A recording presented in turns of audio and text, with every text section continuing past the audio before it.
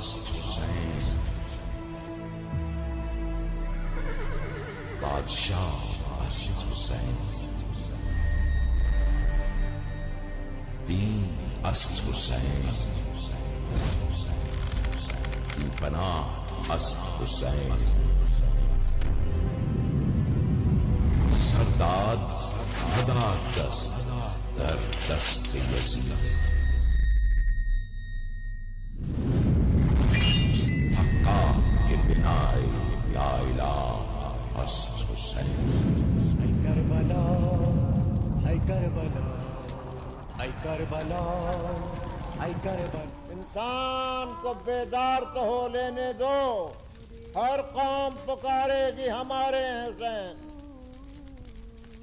اعوذ باللہ من الشیطان الرجیم، بسم اللہ الرحمن الرحیم، الحمد للہ الذی لا یبلغ مدحتہ القائلون ولا یحصی نعماءہ العادون ولا یعدی حقہ المجتہدون، الذی لیس لصفتہ حد محدود ولا نعت موجود ولا وقت معدود ولا اجل ممدود، فطر الخلائق بقدرته ونشر الرياح برحمته، الصلاة والسلام على الرسول المسدد المصطفى الامجد اعنی ابا القاسم محمد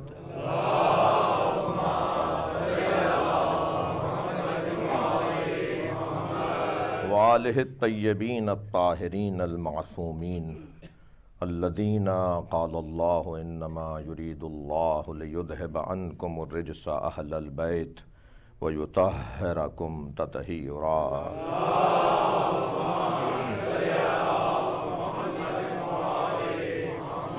ولعنۃ اللہ علی اعدائہم اجمعین من یوم عداوتہم الی قیام یوم الدین، اما بعد، قال الحکیم فی قرآن الکریم، بسم اللہ الرحمن الرحیم، یا ایہا الذین آمنوا اتقوا اللہ حق تقاتہ ولا تموتن الا وانتم مسلمون واعتصموا بحبل اللہ جميعا ولا تفرقوا واذکروا نعمت اللہ علیکم اذ کنتم اعداء فألف بین قلوبکم فأصبحتم بنعمته اخوانا وکنتم علی شفا حفرۃ من النار فانقذکم منها کذالک یبین اللہ لکم آیاتہ لعلکم تہتدون۔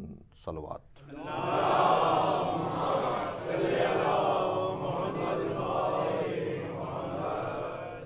سورہ مبارکہ آل عمران کی دو مسلسل آیتیں میں نے آپ کے سامنے تلاوت کی ہیں، آیت نمبر 102 اور آیت نمبر 103۔ اللہ اپنے اس کلام میں معارف، مفاہیم، عرفانیات اور علم کا دسترخوان بچھا رہا ہے۔ یوں تو قرآن مجید کی ہر آیت ہمارے لیے رہنما ہے، ہادی ہے، پیشوا ہے۔ قرآن ہر زمانے میں تازہ اور نیا نظر آتا ہے۔ قرآن وہ عنوان ہے کہ جو ہم سب مسلمانوں کو جوڑتا ہے۔ ہم جن نکات پر مشترک اور متفق ہیں اور آپس میں قریب ہو جاتے ہیں، ان میں سے ایک نقطہ قرآن مجید کی عظمت ہے۔ خالق کا کلام ہے اور مخلوق کی ہدایت کے لیے ہے، اور اس قرآن کو اگر اس زاویے سے دیکھیں اور اللہ کے کلام کو اس عنوان سے دیکھیں کہ اگر ہمیں یہ جاننا ہو کہ قرآن کا مجسم وجود کون ہے، قرآن جب تجسیم پاتا ہے تو کیا نظر آتا ہے، تو میں یوں کہوں گا کہ قرآن علم الہی ہے۔ اللہ جب اپنے علم کو کاغذ پر اتارتا ہے تو اسے قرآن نام دیتا ہے، اور اللہ جب اپنے علم کو پیکر میں ڈھالتا ہے تو اسے محمد نام دیتا ہے۔ سرکار دو جہاں کا وجود علم الہی کا ایک مجسم وجود ہے، یعنی اگر اخلاق مصطفیٰ کو دیکھنا ہے تو قرآن کو پڑھنا ہوگا، اور قرآن کی تفسیر کو دیکھنا ہے تو مصطفیٰ کے شمائل کو دیکھنا ہے۔ وہ جو وجود ایک بولتا ہوا، مسکراتا ہوا، متحرک علم الہی ہے، اور یاد رہے کہ علم الہی ہے۔ جب علم الہی ہے تو پھر غیب کی الجھنوں میں نہ پڑیے کہ انہیں علم غیب تھا یا نہیں تھا۔ اللہ خالق غیب ہے۔ ذالک انباء الغیب نوحیہ الیک، اے میرے حبیب یہ ساری غیب کی خبریں ہم نے آپ پر وحی کی صورت میں نازل کر دی، لہٰذا میرے لیے اور آپ کے لیے جو غیب قرار پائے گا وہ نبی کے لیے غیب نہیں ہے۔ غیب نسبی ہے۔ جب ہم سب میں غیب نسبی ہے تو جسے اللہ نے انبیاء کرام پر گواہ بنا کر بھیجا ہو، جسے اللہ نے تمام انبیاء پر اپنا گواہ بنایا ہو، تو میں یہ کیسے کہہ سکتا ہوں کہ انہیں اس کا علم نہیں تھا اور اس کا علم نہیں تھا؟ میں تو اس سے بھی بالاتر بات کروں کہ یہ میری وادی ہی نہیں ہے جس میں میں قدم رکھ کے یہ کہوں کہ نبی کو علم غیب نہیں تھا۔ میں جتنا جیسا ہوں مجھے اپنے، اور میرے عزیزو اس بات پر بھی بات روشن رہنی چاہیے کہ ہم سب کو ہی نہیں، ہر ایک کو اپنی حدوں کا پتہ ہونا چاہیے۔ ہر شخص اگر اپنی حدوں کی شناخت کر لے اور کسی اور کی حد میں قدم نہ رکھے تو معاشرہ بھی فساد سے بچ سکتا ہے، بے حرمتیوں سے بھی محفوظ رہ سکتے ہیں، اور ناموس رسالت کا مسئلہ بھی حل ہو سکتا ہے۔ صلوات پڑھ لیں محمد و آل محمد۔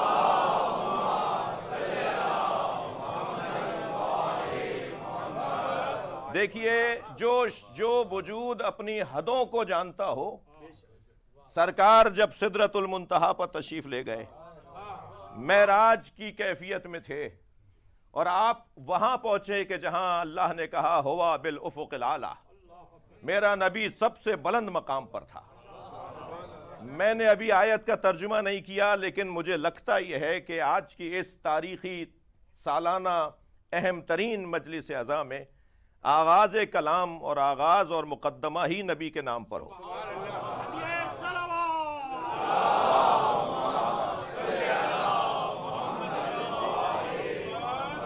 جب سرکار سدرۃ المنتہا پر وہو بالافق الاعلی کی کیفیت پر تھے تو اس وقت محسوس کیا کہ وہ جبریل جو ساتوں آسمانوں سے گزرتے ہوئے نبی کے ساتھ رہے، وہ کہیں رکے کھڑے ہیں، وہ کہیں ٹھہرے ہوئے ہیں۔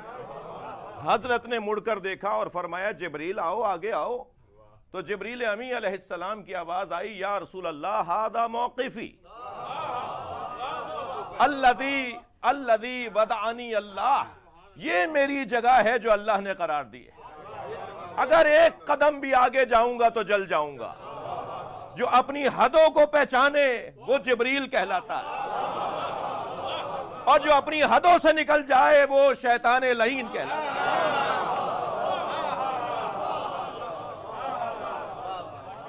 سرکار دو جہاں کا وجود علم الہی کا مجسم، علم الہی کا مرقع ہے، لہٰذا اس کلام میں کہ جس کلام میں ہمیں رطبن ولا یابسن یہ کہہ کر اللہ نے رہنمائی کی کہ کوئی خشک و تر نہیں ہے مگر یہ کہ وہ قرآن میں ہے، تو جب ہر خشک و تر قرآن میں ہے اور یہ قرآن قلب مصطفیٰ پہ اترا ہے۔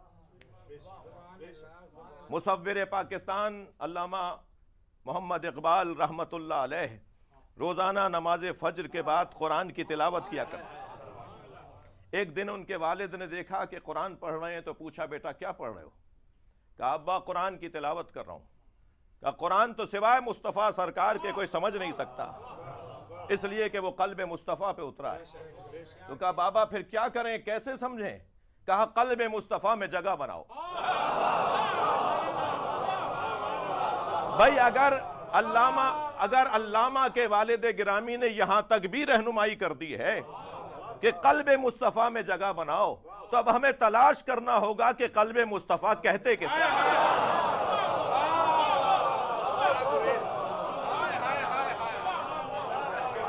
قلب مصطفیٰ میں سب سے پہلا عنوان سیدہ زہرا کا ہے، پھر وہ حسن و حسین ہیں جو فؤاد و قلبی کہہ کر نبی نے یاد کیا۔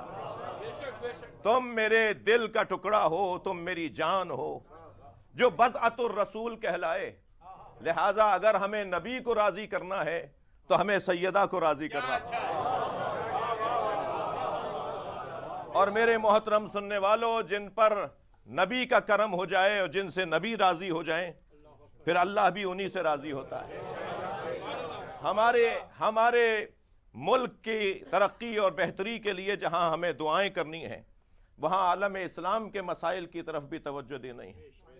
عالم اسلام کے مسائل میں امت کی وحدت، مسلمان حکمرانوں کی ہم آہنگی، مسلم امہ کی بہتری، اور پھر دشمن کی جانب سے جو ناموس رسالت اور قرآن سوزی سے متعلق مسائل ہیں، ان کے کوئی حل کی طرف جانا، اس کا ایک بہتر نسخہ اور طریقہ تو یہ بھی ہوگا کہ امت مصطفیٰ مسلم حکمرانوں کے ساتھ ہم آہنگ ہو کر عالمی سطح پر کوئی ایسا قانون پاس کروائے کہ جس میں یہ لکھ دیا جائے کہ مقدسات کی توہین برداشت نہیں ہے، اور مقدسات میں سب سے پہلا مقدس عنوان، سب سے اولا مقدس عنوان نبی کی ذات ہے، اور پھر وہ قرآن ہے کہ جو سرکار کے قلب مبارک پہ اترا۔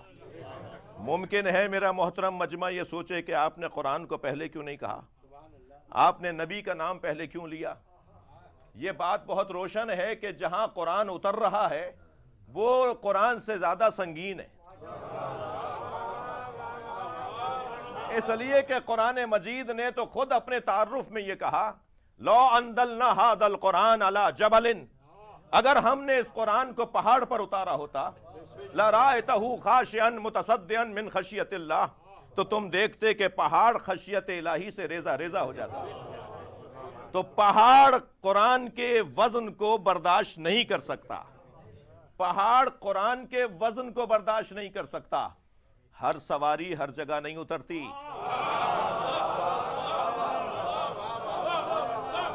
بھائی میں مختصر کروں اور یہ کہہ دوں کہ ہر فرشتہ اور فرشتہ ہر گھر میں نہیں اترتا۔ جہاں فرشتہ اترتا ہے وہ اس سے زیادہ سنگین جگہ ہے کہ جہاں فرشتہ اتر رہا ہے، اور فرشتہ قلب مصطفیٰ پہ اترتا ہے۔ فرشتہ اس گھر میں قرآن کو لے کر آتا ہے، فرشتہ جہاں اترے جو محبت وحی ہو، جہاں وحی کے حبوط کی کیفیت ہو۔ میرا مجمع میرے ساتھ ہے اور محترم سامعین مجلس میں موجود ہیں، وہ تاریخی جملہ جو سیدہ زینب سلام اللہ علیہا نے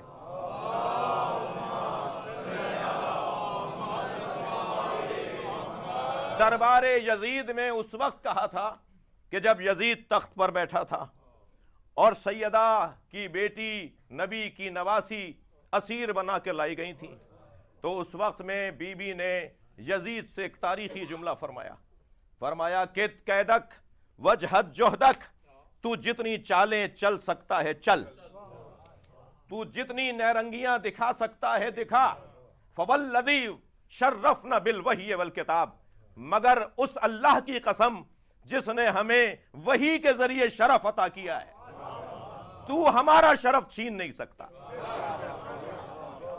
اس گھرانے کا شرف یہ ہے کہ یہاں فرشتے اترتے ہیں۔ میرے محترم سامعین، قرآن مجید اللہ کا کلام اور ہر زمانے میں نیا نظر آنے والا کلام۔ قرآن نبی کا معجزہ ہے۔ تمام انبیاء کے معجزوں میں اور نبی کے معجزے میں ایک روشن فرق یہ ہے کہ ہر نبی کا معجزہ فعل تھا، اور فعل زمانے کا محتاج ہوتا ہے۔ زمانہ بدلے گا، فعل ختم ہو جائے گا۔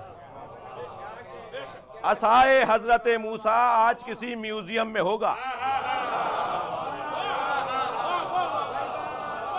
اگر عصائے حضرت موسیٰ کو آج دریائے نیل پر مارا جائے تو رستہ نہیں بنے گا، اس لیے کہ فعل تھا، وہ زمانے کے ساتھ محدود تھا۔ ہمارے نبی کا معجزہ فعل نہیں ہے، علم ہے۔ اور علم زمانے میں محدود نہیں ہوتا، بلکہ جیسے جیسے شعور بڑھتا چلا جائے گا علم کی قدر بڑھتی چلی جائے گی۔ قرآن مجید فارمولوں کی کتاب ہے، اصولوں کی کتاب ہے، رہنما اصولوں کی کتاب ہے۔ قرآن میں اللہ نے مادے سے متعلق بات کی بھی ہے تو ضمناً کی ہے۔ اللہ نے قرآن مجید میں مادے سے متعلق بات نہیں کی۔ مادہ تبدیل ہوتا ہے، میرے اور آپ کے لباس اور ہمارے اجداد کے کپڑوں میں فرق ہے، ان کی غذاؤں میں اور ہماری آج کی غذاؤں میں فرق ہے، ان کی سواریوں میں اور ہماری آج کی سواریوں میں فرق ہے، اس وقت کے مکانات میں اور آج کی رہائشی مکانات میں فرق ہے۔ بدلا ہے تو مادہ بدلا ہے، حقائق نہیں بدلے۔ قرآن کا تعلق مادیات سے نہیں ہے، قرآن کا تعلق مادیات سے نہیں ہے۔ قرآن اگر مادیات سے متعلق بات کرتا بھی ہے تو وہ اس لیے کہ حقائق کی روشنی اس پر رہے اور انسان کی خدمت میں جو مادیات ہیں۔ قرآن اصولوں کی کتاب ہے اور حقیقت پر مشتمل ہے۔ زمانہ جاہلیت میں بڑے بڑے لوگوں نے اپنا لوہا منوایا اشعار کی صورت میں۔ ان میں ایک بہت بڑا نام ہے شاہ کا، کہ جس کا ہر سال وہ کلام کعبے کی دیوار پر لٹکایا جاتا تھا جو معلقات سب کے نام سے پکارا جاتا ہے۔ 7 بڑے کلام، ہزاروں اور سینکڑوں اور ہزاروں کلاموں میں سے 7 کلام منتخب ہوتے تھے کہ یہ اس سال کے 7 بڑے کلام ہیں۔ مگر ایک شاعر ایسا تھا جس کا نام شاہ ہے، جس کا کلام ہر سال اس قابل ہوتا تھا کہ وہ 7 کلاموں میں قرار پائے۔ جب قرآن نازل ہوا تو قرآن کے نازل ہونے کے بعد ایک بڑی شخصیت نے اسے خط لکھا کہ زمانہ جاہلیت میں آپ کے کہے ہوئے کلام یاد آتے ہیں، اگر کوئی نیا کلام کہا ہو تو بھیج دیجئے۔ انہوں نے سورہ الحمد لکھ کر بھیج دی اور کہا کہ جب سے قرآن نازل ہوا ہے ہم نے کلام کہنا ہی چھوڑ دیا۔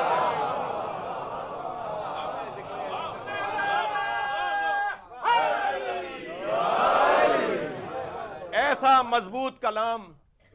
عزیزان گرامی، اسلام کپڑوں سے متعلق بات نہیں کرتا کہ وہ پہنو گے تو مسلمان اور یہ پہنو گے تو متقی اور وہ پہنو گے تو کافر ہو جاؤ گے۔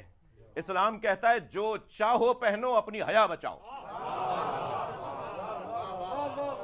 اسلام کھانوں سے متعلق بات نہیں کرتا کہ فلاں ملک کی ڈشیں کھاؤ گے تو تمہیں یہ زیادہ فائدہ ہوگا اور تمہاری صحت اچھی رہے گی، اور فلاں تہذیب والے جو یہ فلاں کھانا بناتے ہیں تو یہ کھاؤ گے تو یہ ہو جائے گا۔ اسلام کہتا ہے جو چاہو کھاؤ مگر حلال کھاؤ۔ اسلام سواریوں سے متعلق بات نہیں کرتا کہ گھوڑے پر بیٹھو گے تو یہ، اور اگر تم نے آج جدید سواری میں خود کو بٹھا لیا تو یہ۔ اسلام کہتا ہے نہیں، تم جس سواری پر چاہو سواری کرو، مگر یاد رہے پیدل چلنے والا انسان ہے۔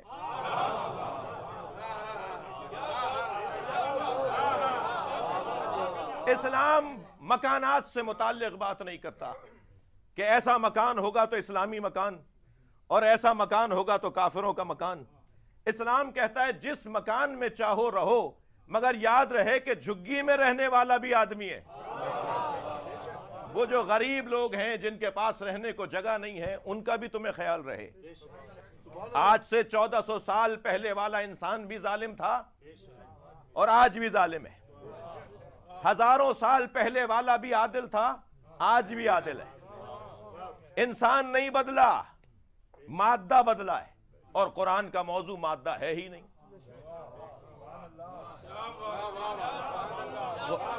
قرآن کا موضوع تو حقائق ہے، حقیقت نہیں بدلتی۔ میں 2 مثالیں دیتا ہوں، ایک قرآن سے اور ایک تفسیر قرآن سے، اس لیے کہ خالق کا کلام قرآن اور مخلوق کا کلام نہج البلاغہ۔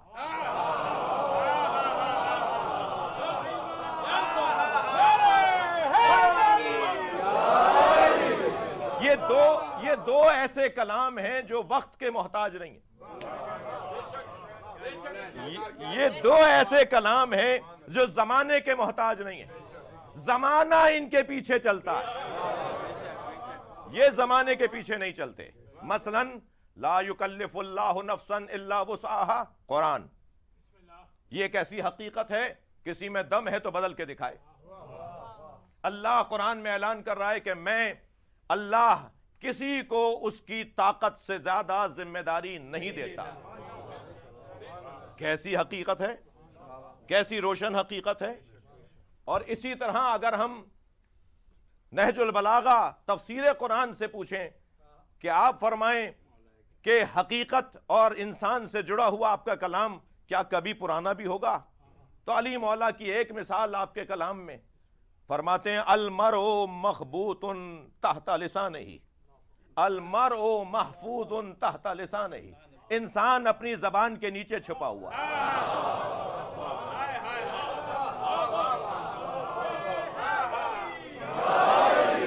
یہ ایک ایسی حقیقت ہے کہ اگر کسی میں دم ہے تو اس حقیقت کو بدل کے دکھائے. یہاں یہ گوشت کا لوتھڑا دائیں بائیں آگے پیچھے اوپر نیچے چلنے لگتا ہے، وہاں شجرہ کھول دیتا ہے. سب کو پتہ چل جاتا ہے کہ کتنا پڑھا لکھا ہے، کس ماحول کا رہنے والا ہے، حتیٰ بولنے والے کے تو استادوں کا پتہ چل جاتا ہے.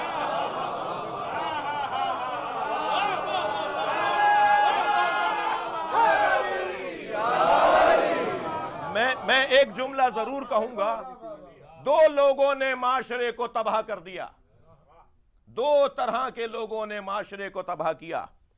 ایک اپنا علاج خود کرنے والے، اور ایک مطالعہ بغیر استاد کے کرنے والے. میں لفظ کو اگر بہتر کروں تو یوں کہوں گا بے استادے.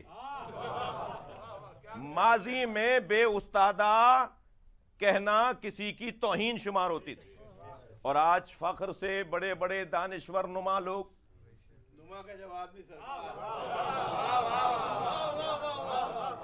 یہ کہتے ہوئے نظر آتے ہیں کہ میرا تو کوئی استاد ہی نہیں ہے. یہ تم اپنی برائی کر رہے ہو یا تعریف کروا رہے ہو؟ تو میں پیغام دینا چاہوں گا آج کی اس مجلس کے ذریعے کہ جو جس چیز کا ماہر ہے اسی سے پوچھا جائے گا. اگر ماہرین سے پوچھنا چھوڑ دیا تو معاشرہ زوال پذیر ہو جائے گا.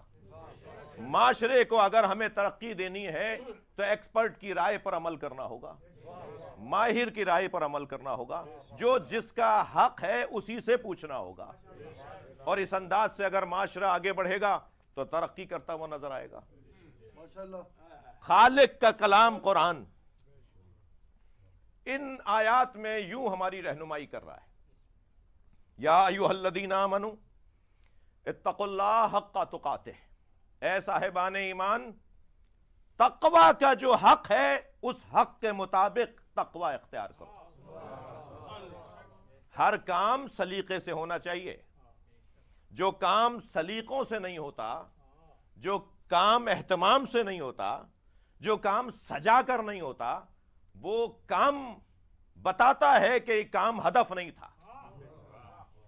جو ہدف ہوا کرتا ہے، مطلوب ہوا کرتا ہے، مقصود ہوا کرتا ہے، وہ بغیر اہتمام کے نہیں ہوتا. جتنا ہم اپنے کام میں اہتمام بڑھائیں گے اتنا ہی کام سجتا چلا جائے گا. بھائی یہ کہنا بند کرو کہ عزاداری پہ خرچہ اتنا نہیں ہونا چاہیے. مسجدوں پر اتنا خرچہ نہیں ہونا چاہیے. خانہ کعبہ کا غلاف سونے کی تاروں سے بنا ہوا نہیں ہونا چاہیے. حسین مولا کے مزار پر سونے کے دروازے نہیں ہونے چاہیے. جتنا آپ اپنے کام میں اہتمام بڑھائیں گے اتنا ہی وہ کام تبلیغ کا ذریعہ بنے گا.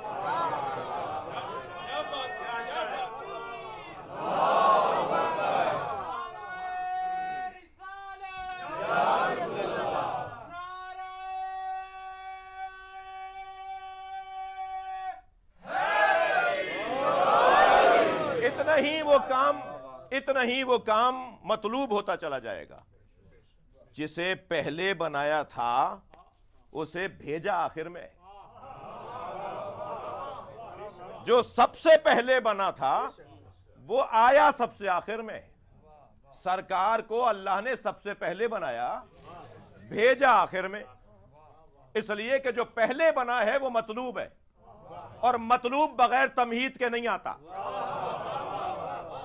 یہ نبی مکرم کی تمہید ہے جنہیں حضرت آدم کی آمد کہا جاتا ہے۔ یہ حضرت ابراہیم، حضرت موسیٰ، حضرت عیسیٰ نہیں ہے، یہ تمہید مصطفیٰ ہے۔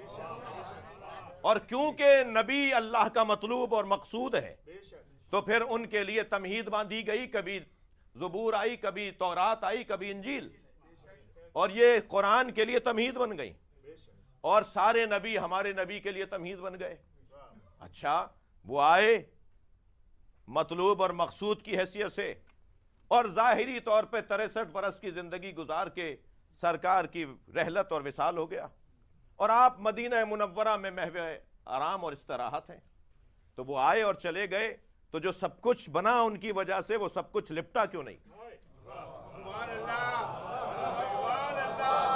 بھائی وہ جب چلے گئے، بھائی اسی مجلس کو آپ لے لیجئے، یہ ممبر اس مجلس کی وجہ سے لگایا گیا ہے، یہ فرش اس مجلس کی وجہ سے بچھایا گیا ہے، آپ بھی مجلس کے لیے آئے ہیں۔ یہ اہتمام جو ہمارے محترم سرکاری ریاستی ادارے نے انجام دیا ہے، یہ بھی مجلس کی وجہ سے کیا گیا ہے۔ جب مجلس ختم ہو جائے گی تو یہ سب اپنی اپنی جگہ چلے جائیں گے، یہ فرش نہیں رہے گا، یہ روشنیاں نہیں رہیں گی، یہ ممبر نہیں رہے گا۔ نبی آئے اور چلے گئے تو زمین لپٹی کیوں نہیں؟ آسمان کا شامیانہ ہٹا کیوں نہیں؟ دریاؤں کی سبیلیں خشک کیوں نہیں ہوئیں؟ پروردگار عالم نے جس کی خاطر سب کچھ کیا وہ آیا اور چلا گیا، اور سب کچھ ہے تو مانو کہ گیا نہیں۔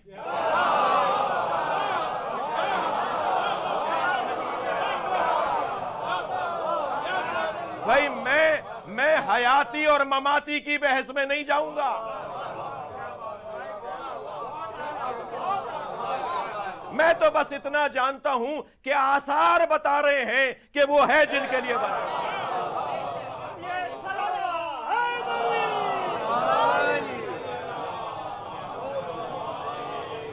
اور پھر شاعر نے 4 مصروں میں کیا خوب کہا، امام جتنے ہیں ایک نور سے ہے سب کا خمیر، ہیں ان میں سبھی محمد صغیر ہوں کہ کبیر۔ خیال ہے کہ نظر بندی مصور نے الٹ پلٹ کر دکھائی نہ ہو وہی تصویر۔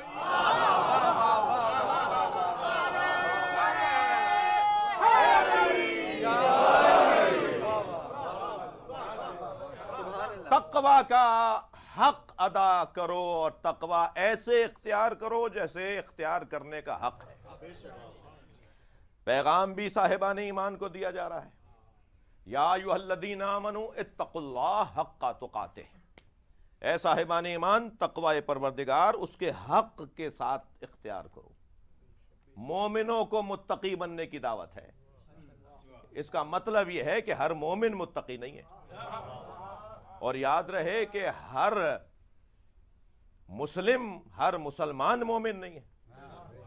اس لیے کہ سورہ حجرات میں پروردگار عالم نے اعلان کر دیا کہ جب یہ کہتے ہیں کہ ہم ایمان لے آئے تو اے میرے حبیب ان سے کہہ دو کہ یہ نہ کہا کریں کہ ہم ایمان لائیں، یہ تو کہا کریں کہ ہم اسلام لائیں، اس لیے کہ ابھی ایمان ان کے دلوں میں داخل نہیں ہوا۔ معلوم یہ ہوا کہ مسلمان ہونا آسان ہے اور مومن ہونا مشکل ہے، اور خود مسلمان ہونا کتنا مشکل ہے کوئی حضرت علامہ اقبال سے پوچھے۔ فرماتے ہیں یہ شہادت گہے الفت میں قدم رکھنا، لوگ آسان سمجھتے ہیں مسلمان ہونا، یہ خود مسلمان ہونا کتنی مشکل بات ہے، پھر مومن ہونا کتنی بڑی بات ہے اور کتنی مشکل بات ہے۔ اور پھر مومن ہونے کے بعد دعوت دی جا رہی ہے کہ تقوی اختیار کرو، اور تقوی کا حق پسند کا تقوی نہیں، مرضی کا تقوی نہیں، اپنے مفاد کا تقوی نہیں۔ بھائی میں ایک جملہ ہدیہ کر رہا ہوں، اسلام ہولیوں کا نام نہیں ہے، رویوں کا نام ہے۔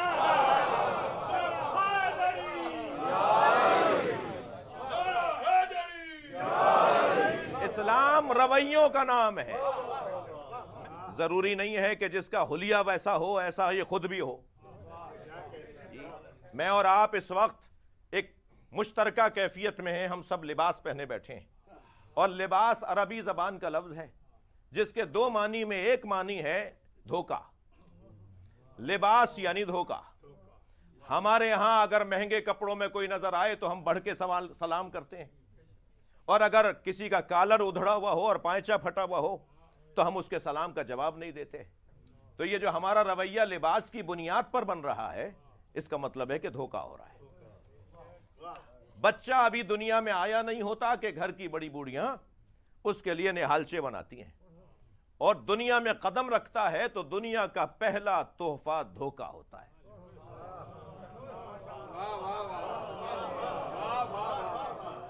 اسے لباس پہنایا جاتا ہے کہ جسے دھوکہ کہا جاتا ہے۔ اب مجھے یہاں مولا کائنات یاد آ گئے۔ میرے مولا ارشاد فرماتے ہیں ما لبست علی نفسی ولا لبس علی، آج تک میں نے اپنے آپ کو دھوکہ نہیں دیا، اور دنیا میں کوئی پیدا نہیں ہوا جو علی کو دھوکہ دے سکے۔ یہ زمانہ، یہ دنیا، یہ جگہ واہمات کی ہے، توہمات کی ہے۔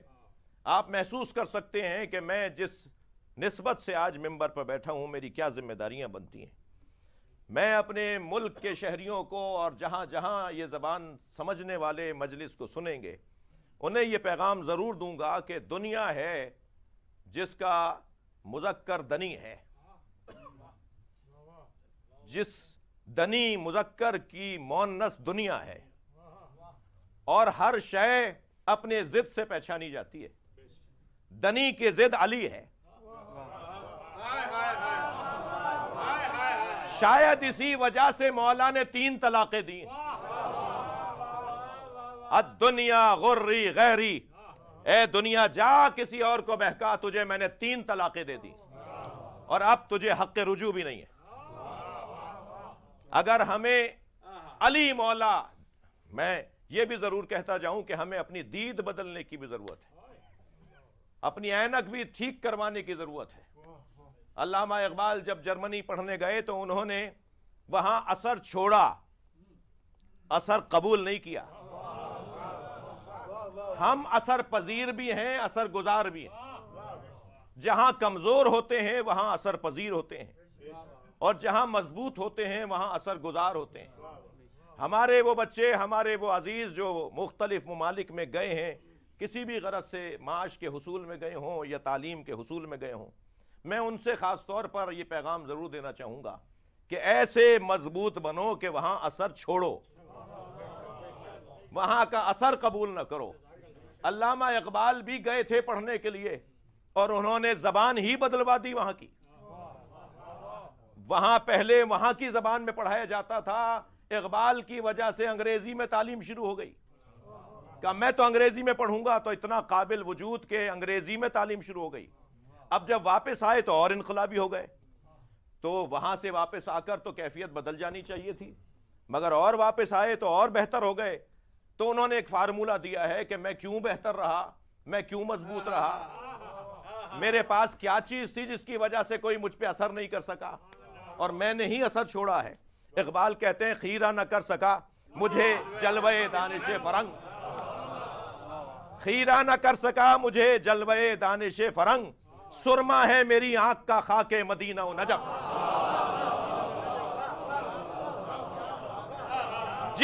جن کی آنکھوں میں مدنی سرما لگا ہوا ہو، جن کی آنکھوں میں نجفی سرما لگا ہوا ہو، جو محمد مصطفیٰ اور علی مرتضیٰ کو مانتے ہو، وہ اثر چھوڑیں گے، اثر قبول نہیں کریں گے۔ صلوات پڑھ لیں محمد و آل محمد۔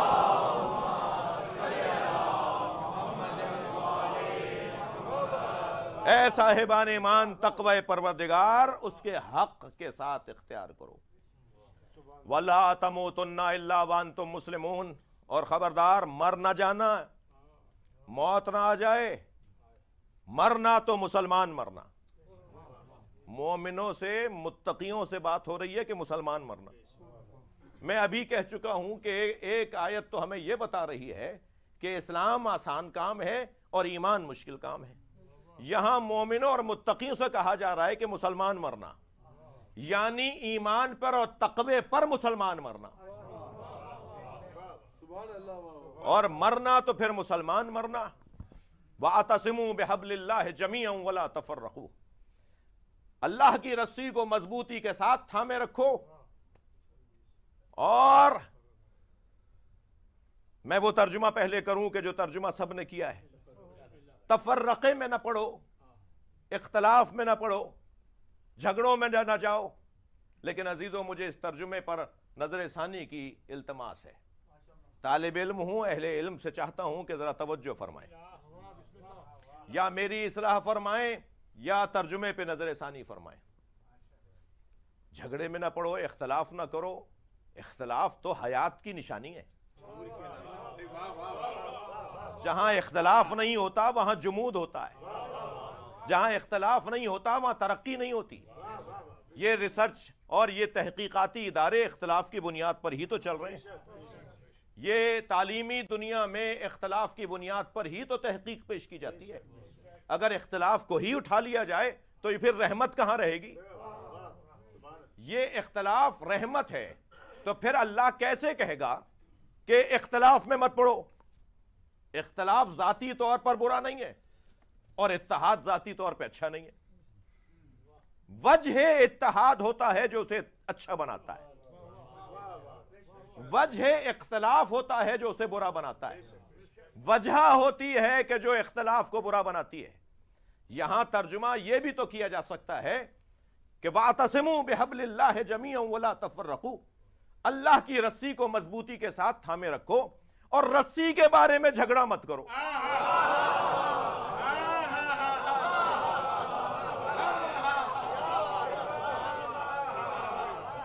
بھائی کوئی نقطہ تو ہو جس پر امت متفق ہو جائے، اور وہ موضوع اختلاف کا ہی نہ ہو۔ وہ موضوع کیا ہے؟ وہ موضوع ہے حبل اللہ، اللہ کی رسی۔ یہ رسی کہاں لٹکی ہوئی ہے؟ جہاں جا کر اسے تھام لیا جائے تو اختلاف سے بچ جائیں گے۔ یہ رسی کیا ہے میرے عزیزو؟ یہ بیرونی رسی نہیں ہے، یہ درونی رسی ہے۔ اسے کہیں اپنے من میں تلاش کرنا ہوگا۔ ہم ہر بات پر یہ کہتے ہیں کہ میرٹ پر تقرریاں، میرٹ پہ داخلے، میرٹ پہ ٹرانسفر، میرٹ پر پارٹی ٹکٹس، میرٹ پر کام ہونا چاہیے۔ یہ مجلس اسی لیے تو ہو رہی ہے کہ میرٹ پہ ماننا چاہیے۔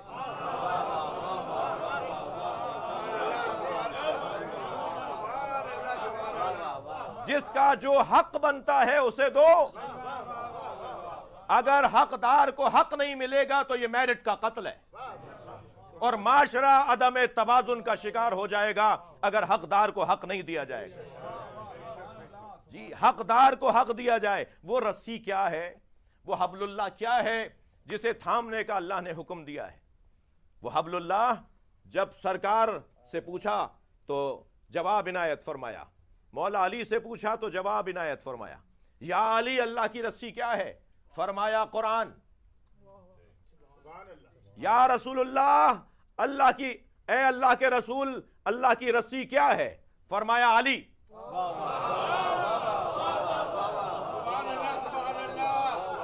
بھائی یہ اقوال میں تضاد نہیں ہے کہ ایک ہستی کہہ رہی ہے کہ قرآن اللہ کی رسی، دوسرا مقام یہ فرما رہا ہے کہ علی اللہ کی رسی۔ دو ڈوروں کے بٹنے کو رسی کہتے ہیں۔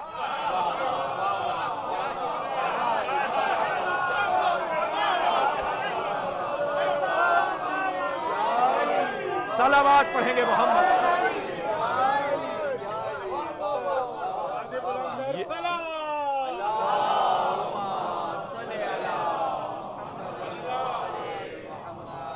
دو ڈوروں، ایک ڈور قرآن ہے تو دوسرا علی۔ القرآن مع علی، حدیث سن لیجئے۔ والقرآن مع علی وعلی مع القرآن، قرآن علی کے ساتھ ہے اور علی قرآن کے ساتھ۔ لن یفترقا حتی یردا علی الحوض، یہ علی اور قرآن علیحدہ نہیں ہوں گے۔ یہ وہ کہہ رہا ہے کہ جس نے کہا کہ اللہ ہے۔ ہم نے جس کے کہنے پہ مان لیا کہ اللہ ہے، اسی نے کہا ہے کہ علی اور قرآن علیحدہ نہیں ہوں گے. تو ڈھونڈو آج کا علی کون ہے. بس جس علی کی تلاش میں ہم ہیں وہی ظہور مہدی ہے.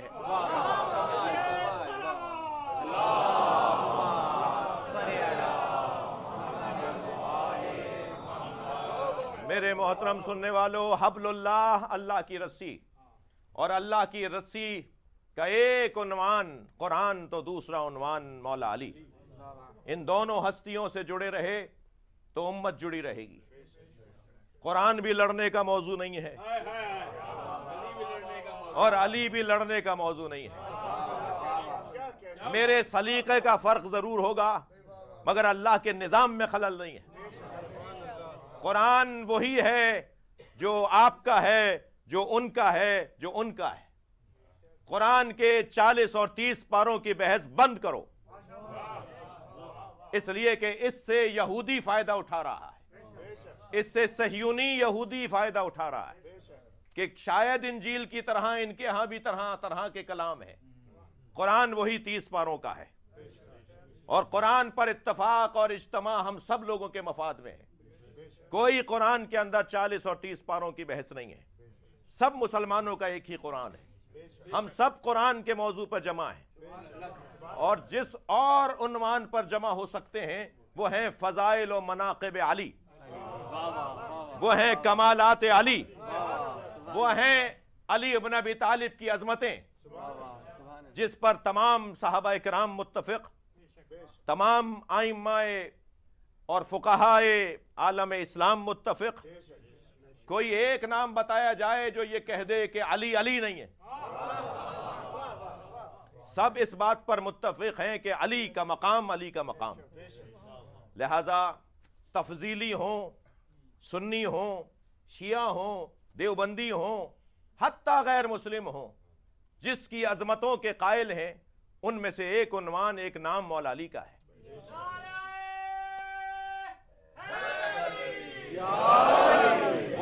وہ علی جو معاشرے کے لیے ایک بہترین نظام حکومت دے کر جائے، وہ علی جو نظام معاش دے کر جائے، وہ علی جو سیاست کے اصولوں کو مرتب کرے، جو آج تک اگر ہم ان کا کلام اٹھا کر دیکھیں تو ایسا لگ رہا ہے کہ جیسے ہمارے لیے بات ہوئی، ابھی ہمارے لیے رہنمائی آئی ہے. قرآن اور اہل بیت.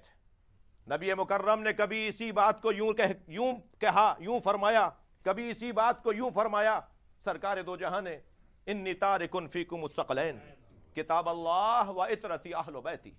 میں دو گراں قدر چیزیں چھوڑے جا رہا ہوں، ایک اللہ کی کتاب اور ایک اپنی عطرت اہل بیت. یہ دونوں ایک دوسرے سے کبھی علیحدہ نہیں ہوں گے. لن یفترقا حتی یردا علی الحوض فإن تمسکتم بہما لن تضلوا بعدی. اگر تم قرآن اور اہل بیت سے جڑے رہے تو کبھی گمراہ نہیں ہوگے، یہاں تک کہ ہدایت یافتہ ہوتے ہوتے رہتے ہوئے مجھ تک آپ پہنچو گے جو حوض کوثر ہے. یہ قرآن، یہ اہل بیت جو نبی اپنے بعد وصیت کے طور پر ہماری رہنمائی کے لیے چھوڑ کر گئے، وہ آج بھی ہمیں رہنمائی عطا کر رہے ہیں. میں زندہ ہوں اس پر مجھے شک کرنا چاہیے، حسین زندہ ہے اس پر یقین ہونا چاہیے. 1400 سال گزرنے کے بعد بھی آج بھی جو اپنے نام سے ہدایت عطا کر رہا ہے، جو آج بظاہر ہم پاکستانیوں کے لیے ہزاروں میل کے فاصلے پر ان کا مزار ہے، مگر ان کا روزہ اقدس، ان کے یہ ایام آج بھی ہمیں رہنمائی عطا کر رہے ہیں. ہم سب کو ظلم کے خلاف اور مظلوم کی حمایت کے لیے تیار کر رہے ہیں. وہ شخص جو ظالم سے نفرت نہیں کرتا، وہ شخص جو مظلوم سے پیار نہیں کرتا، وہ چلتی پھرتی ایک لاش ہے. میرے مولا حسین، میرے مولا علی، ائمہ اہل بیت کے یہ فرامین کہ میتیں دو طرح کی ہوتی ہیں، کچھ لیٹے ہوئے جنازے ہوتے ہیں تو کچھ چلتے پھرتے جنازے ہوتے ہیں. جن کا ضمیر مر گیا ہو، جن کا احساس مر گیا ہو، جو یہ نہ سوچتے ہوں کہ کسی کی تکلیف کیا تکلیف ہوتی ہے، وہ یقیناً شاید اور یقیناً چلتی پھرتی میتیں ہیں. ہمیں آج بھی کربلا جینے کا پیغام دیتی ہے. جیو بھی حسین کی طرح اور دنیا ترک بھی حسین کی طرح کرو۔ یہ پیغام اگرچہ ایک نعرے کی صورت میں ضرور ہے، مگر اس کی ایک حقیقت ہے۔ عزیزو، وہ نواسہ رسول، وہ دل بند علی و بطول، وہ نواسہ نبی کا کہ جس کے بغیر نبی کا دن نہیں گزرتا، بلکہ جب کبھی گھر میں تشریف لاتے ہیں تو حسین استقبال کو آگے بڑھتے ہیں۔ وہ جب کم سنی میں آغوش میں آئے تو نبی مکرم نے ہمیشہ حسین مولا کی محبت کا پیغام دیا۔ کبھی حضرت ام سلمہ رضی اللہ تعالی عنہا سے فرمایا کہ میں آرام کر رہا ہوں، آنے والوں کو کہہ دینا کہ میں استراحت میں ہوں۔ کچھ دیر کے بعد، شاید 4 سال کا سن تھا امام حسین علیہ السلام کا، آئے اور کہا نانی، نانا آ گئے؟ فرمایا تمہارے نانا استراحت کر رہے ہیں، روکا ہے کہ بتا دینا کہ میں آرام کر رہا ہوں۔ تو فرمایا کیا مجھے بھی نبی نے، میرے نانا نے روکا ہے؟ فرمایا تمہارے نانا نے تخصیص نہیں لگائی۔ امام حسین ابھی لوٹے تھے کہ بی بی فرماتی ہیں نبی حجرے سے باہر آئے، سر پر عمامہ نہیں تھا، پیروں میں نالینیں نہیں تھیں، سرکار نے عبا دوش پر نہیں لی، اور فرمانے لگے اے ام سلمہ تم نے حسین کو لوٹا دیا، اور آگے بڑھ کر امام حسین کو آغوش میں لیا اور اپنے حجرے میں لے گئے۔ بی بی فرماتی ہیں کچھ دیر کے بعد نبی کے رونے کی آواز آئی، اور حضرت کے رونے کی آواز اتنی بلند تھی کہ میں بے محابہ ایک مرتبہ حجرے میں داخل ہوں تو میں نے کیا دیکھا کہ حسین کا کرتا اتارا ہوا ہے، حسین کے سینے کا بوسہ دے رہے ہیں، حسین کے بازوؤں کا بوسہ دے رہے ہیں، حسین کے گلے کا بوسہ لے رہے ہیں۔ میں نے کہا یا رسول اللہ، ایسا کیا ہو گیا جو آپ اس بچے کے ساتھ ایسی محبت فرما رہے ہیں؟ فرمایا ام سلمہ یہی تو حسین ہے جس میرے نواسے کو کربلا میں پیاس اور بھوک کی حالت میں مار دیا جائے گا، اس کے اسی سینے پہ گھوڑے دوڑیں گے، میرا بچہ میرے دین کی حفاظت میں اپنا کنبہ قربان کر دے گا۔ عزادارو، 2 محرم کو مولا کربلا آئے، 7 محرم سے پانی ختم ہو گیا، شب عاشور حسین مولا نے چراغوں کو گل کر دیا، اپنے چاہنے والوں سے کہا کہ یہ میرے خون کے پیاسے ہیں، تم میں سے کوئی جانا چاہتا ہے تو چلے جاؤ، اور اگر تم جاتے ہوئے شرمسار ہو رہے ہو، تمہیں احساس ہو رہا ہے تو میں چراغ بجھائے دیتا ہوں، اندھیرا ہو جائے گا تو چلے جانا۔ لیکن جیسے ہی دوبارہ چراغ جلایا گیا تو حبیب ابن مظاہر تمام اصحاب حسینی کی نمائندگی کرتے ہوئے آگے بڑھے اور کہا مولا اگر 70 مرتبہ مارے گئے اور پھر زندہ کیے گئے تو ہم آپ کو چھوڑ کر نہیں جائیں گے۔ اس وقت میرے مولا حسین نے یہ جملہ ارشاد فرمایا، انی لا ارا اصحابا کا اصحابی، میں نے کسی کے اصحاب ایسے نہیں دیکھے جیسے اللہ نے مجھے اصحاب عطا کیے۔ شب عاشور کیسے کٹی اس کا بیان میرے عزیزوں بہت مشکل ہے، پھر صبح عاشور کیسے آئی اس کا بیان اور زیادہ مشکل ہے۔ آذان علی اکبر سے عاشور کا دن شروع ہوا، حسین علیہ السلام کا کیا مقام اور کیا حکمت کہ حضرت نے علی اکبر سے اذان کہلوائی، اے میرے لال، اے میری جان علی اکبر، آج اذان تم کہو گے، اس لیے کہ حضرت علی اکبر کا لہجہ نبی کے لہجے جیسا ہے۔ شاید اس قبیلے میں، اس لشکر میں کوئی ایک تو ہوگا جس نے نبی کا لہجہ سنا ہوگا، اسے شاید نبی کا زمانہ یاد آ جائے۔ صبح عاشور سے حسین مولا کے انصار نے اپنی قربانیاں شروع کی، پہلے لشکر بے لشکر جہاد ہوا، پھر تن بتن جہاد ہوا، لشکر بے لشکر کے اندر امام کے 36 اصحاب شہید ہوئے، پھر جب تن بتن جنگ شروع ہوئی تو ہر صحابی ہے جو یہ کہتا ہے کہ پہلے میں جانا چاہتا ہوں، ہر صحابی ہے جو یہ کہتا ہے کہ پہلے میں قربان ہونا چاہتا ہوں۔ میں کس کا تذکرہ کروں؟ شوذب علیہ السلام کو یاد کروں یا عابس علیہ السلام کو یاد کروں؟ عبداللہ ابن وہب کلبی کو یاد کیا جائے یا جان علیہ السلام کو یاد کیا جائے؟ یہ تمام بھائی جو کربلا میں حضرت عباس کے ساتھ آئے ہیں، حضرت عون کو یاد کروں یا حضرت جعفر کو یاد کروں یا حضرت عثمان کا تذکرہ کروں یا عباس علمدار کا تذکرہ کیا جائے؟ تمام اصحاب ایک دوسرے پر سبقت لینا چاہتے ہیں، مگر ایک آواز گونجی، تقدم ولدی، علی اکبر جاؤ، جا کے نانا کے دین پر اپنی جان قربان کرو۔ ایسا کڑیل جوان علی اکبر، اور کبھی آواز آئی، قاسم، اے میرے بھائی کی نشانی، جاؤ جا کر اسلام پر جان قربان کر دو۔ اور کبھی تو ایسا بھی ہوا کہ دو کٹے ہوئے بازو نظر آئے،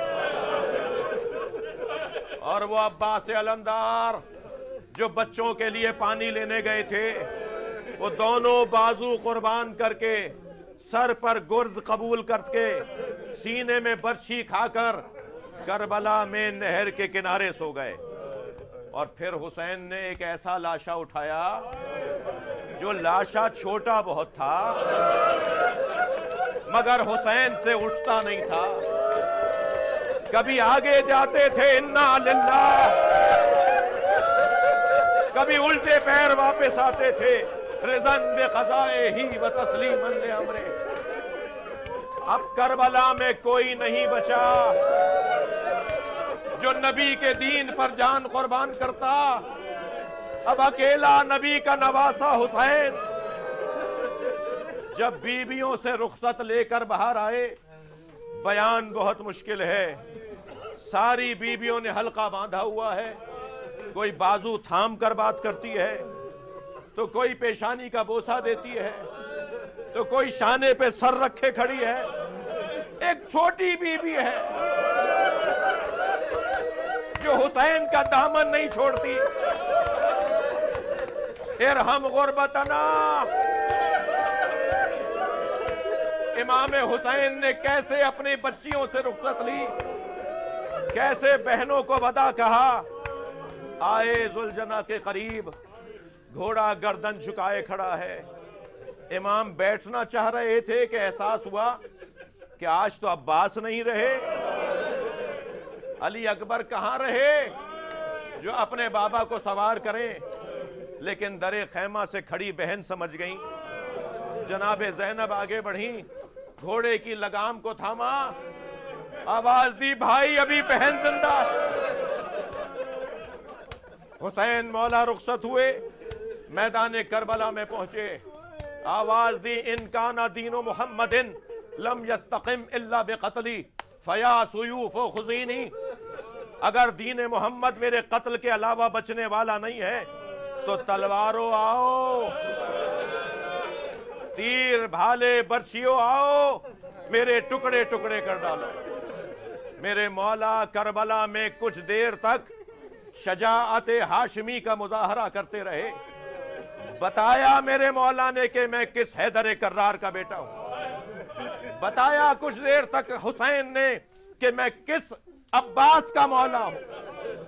لیکن جب آواز آئی، یا ایتھا النفس المطمئنہ ارجعی الی ربک راضیۃ مرضیہ فادخلی فی عبادی وادخلی جنتی، تو حسین مولا نے تلوار نیام میں رکھی، پھر تیر آنے لگے، برچیاں آنے لگیں، نیزے کی انیوں سے زخمی ہونے لگے، اور جس کے پاس مارنے کو کچھ نہیں تھا اس نے حسین کو پتھر مارے۔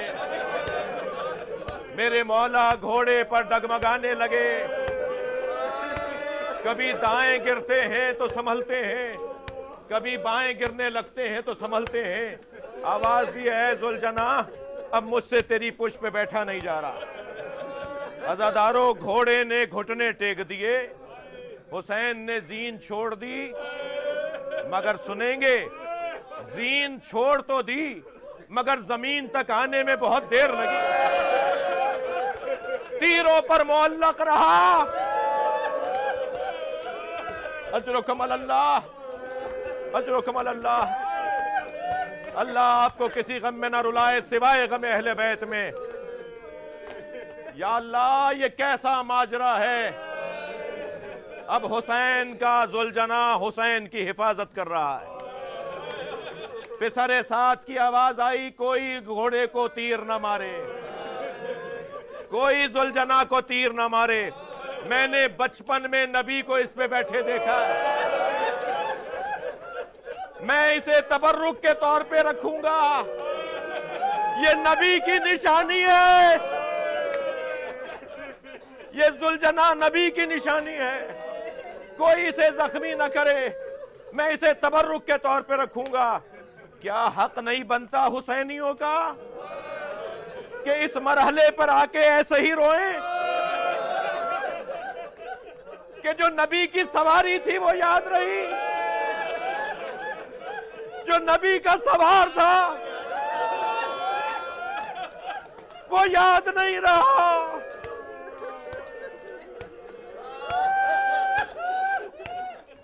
ایک مرتبہ قاتلوں کا حلقہ تنگ ہونے لگا، خنجر بردار لوگ حسین کا گلا کاٹنے کے لیے آگے بڑھے۔ ایک سپاہی کی آواز آئی، اتنا رک جاؤ کہ حسین کی روح پرواز کر جائے۔ تو دوسرے نے بڑھ کر کہا، کیسے طے کریں، ابھی حسین زندہ ہے، امام کے بدن میں حرکت تحرک نہیں تھا۔ تو ایک اور سپاہی کی آواز آئی، ایک جملہ کہوں گا، اگر حسین زندہ ہوئے تو اٹھ کے بیٹھ جائیں گے۔ میں کہتا ہوں کیا تکلیف دینا چاہتا ہے؟ سب نے مڑ کر دیکھا اور کہا، کہو کیا کہہ رہے ہو؟ کہا حسین زمین کربلا میں سجدہ کر رہا ہے، اور سپاہیوں نے زینب پر حملہ کر دیا۔ بس یہ جملہ سننا تھا، امام نے کوہنیوں پہ زور دیا، اپنا ہاتھ فضا میں بلند کیا، پہلے میرا گلا کاٹو۔ عزادارو ایک مرتبہ ٹیلے پہ کھڑی بہن دیکھ رہی ہے، خنجر چلنا شروع ہوا، حسین نے ذکر پڑھنا شروع کیا، ترکت الخلق طرا لہواک، ایتمت العیال علیک اراک، یا غیاث المستغیثین اغثنی لا معبود سواک، انا للہ وَإِنَّا إِلَيْهِ رَاجِعُونَ۔ پھوپھی نے بھتیجے کا بازو ہلایا، زین العابدین اٹھو، دیکھو زمین کربلا پہ زلزلہ کیسا ہے۔ کہا پھوپھی اماں خیمے کا پردہ ہٹائیے۔ اب جو خیمے کا پردہ ہٹا، نو کے نیزہ پہ حجت خدا کا ساتھ، السلام علیکہ یا ابا عبداللہ۔ حسین کربلا کے میدان میں مارے گئے، خیمے جلے، تبرکات لٹے۔ سلام ہو حسین کی بچی سکینہ پر جس کے گوشوارے چھین لیے گئے، سلام ہو سیدہ زہرا کی بیٹی زینب پر جس کی چادر کھینچ لی گئی۔ خیمے جلے، دن ڈھلا، شام غریباں آ گئی، غریبوں کی شام، لٹے ہوئے قافلے کی شام، جن کے مرد مار دیے گئے ہوں، جن کے جوان مار دیے گئے ہوں، ان بیویوں کی شام۔ علی کی علی بیٹی زینب کبریٰ ایک جلی ہوئی چوب لے کر سب کو جمع کرنے کے لیے نکلیں اور ڈھونڈ رہی ہیں دشمنوں سے دفاع کرتی ہوئی کہ ایک مرتبہ آواز دی، بہن ام کلثوم، سکینہ نظر نہیں آ رہی۔ سکینہ نظر نہیں آ رہی؟ چلو اپنی بھتیجی کو ڈھونڈے. اندھیرا بیابان، تاریکی چھائی ہوئی ہے، آواز دیتی جا رہی ہیں سکینہ کہاں ہو؟ تو ایک مرتبہ بہن نے بہن سے کہا کہ ذرا بھائی حسین کی طرف چلو. اب جو نشیب کربلا میں آئے تو کیا دیکھا؟ سکینہ بابا کے ساتھ لیٹی ہوئی اور حسین مولا کے بدن مبارک پر تیروں کا، پتھروں کا، نیزوں کا، برچھیوں کا ڈھیر ہے. پوچھا سکینہ کہاں لیٹی ہو؟ کہا پھوپھی اماں یہ بابا کا لاشا ہے. سکینہ اس کا تو سر نہیں ہے. تم نے کیسے پہچانا؟ یہ تمہارے بابا ہیں. کہا پھوپھی اماں جب میرے دامن میں آگ لگی میں بابا کو پکار رہی تھی تو اسی لاش سے آواز آئی لیا. اجرکم اللہ. بچی کو آغوش میں لیا اور آغوش میں لے کر ان جلے ہوئے خیموں کے درمیان آ کر بیٹھی. عزادارو مجھے نہیں پتا، میری تحقیق نہیں ہے کہ پانی کہاں سے آیا، مگر اتنا سب نے لکھا ہے کہ شام غریبہ میں پانی بھی آیا، کھانا بھی آیا. جناب زینب نے سب سے پہلے کوزہ بھر کے سکینہ کی طرف بڑھایا. سکینہ پانی پی لو. قربان جائیں سمجھداریاں اس گھر کے بچوں پر. کہا پھوپھی اماں آپ بھی تو پیاسی ہیں. کہا سکینہ پہلے بچے پانی پیتے ہیں پھر بڑے پانی پیتے ہیں. بچی نے کوزہ ہاتھ میں اٹھایا، میری بیوی سکینہ نے کوزہ ہاتھ میں اٹھایا اور ایک مرتبہ اٹھ کر چلی اندھیرے بیابان میں. پیچھے پیچھے بیویاں چلیں. سکینہ کہاں جا رہی ہو؟ کہا پھوپھی اماں آپ ہی نے تو کہا پہلے بچے پانی پیتے. میرا بھائی علی اصغر بابا کے ساتھ پانی پینے گیا تھا، اب تک واپس نہیں آیا. عزادارو ساری رات امام زین العابدین نے ایک سجدے میں گزار دی. علی کی بیٹی تنہا حفاظت کر رہی ہیں کہ آدھی رات گزری تھی کہ گھوڑ سوار آتا نظر آیا. آگے بڑھ کر کہا رک جا، اب لوٹنے کو کچھ نہیں ہے. ایک مرتبہ اس نے نقاب ہٹائی، ایک بیٹی نے بابا کو دیکھا. اے میرے بابا، میرا بھائی مارا گیا. الا لعنت اللہ علی القوم الظالمین فسيعلم الذين ظلموا أي منقلب ينقلبون.